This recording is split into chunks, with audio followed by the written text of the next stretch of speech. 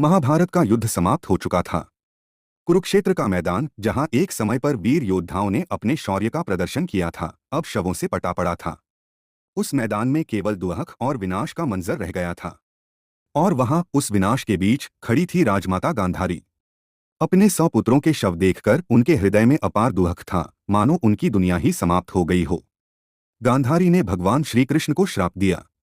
उन्होंने कहा, हे वासुदेव, तुम्हारे कारण मेरा वंश समाप्त हो गया। मेरे सारे पुत्रों की मृत्यु तुम्हारी वजह से हुई है। उनकी पीड़ा और क्रोध वाजिब था, लेकिन उस समय एक आवाज हवा में गूंज उठी।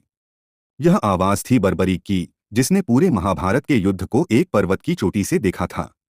बर्बरीक ने कहा, माते, आप किसका शोक मना रही हैं? मैंने इस युद्ध में केवल एक ही व्यक्तित्व को देखा था, और वह थे वासुदेव श्री कृष्ण। जिनके हाथों से प्रहार हुए वे भी कृष्ण थे, और जिन्होंने प्रहार सहे वे भी कृष्ण ही थे। यह युद्ध तो केवल एक माध्यम था, सब कुछ श्री कृष्ण के नियंत्रण में था। गांधारी को बर्बरीक की बातों से सच्चाई का एहसास हुआ। उन्होंने समझा कि यह युद्ध और इसमें हुई हर घटना केवल श्री कृष्ण की लीला थी। यह सब उनकी योजना का हिस्सा था। जैसे ही यह सत्य उनके सामने आया, उनका क्रोध और दुहक धीरे धीरे समाप्त हो गया।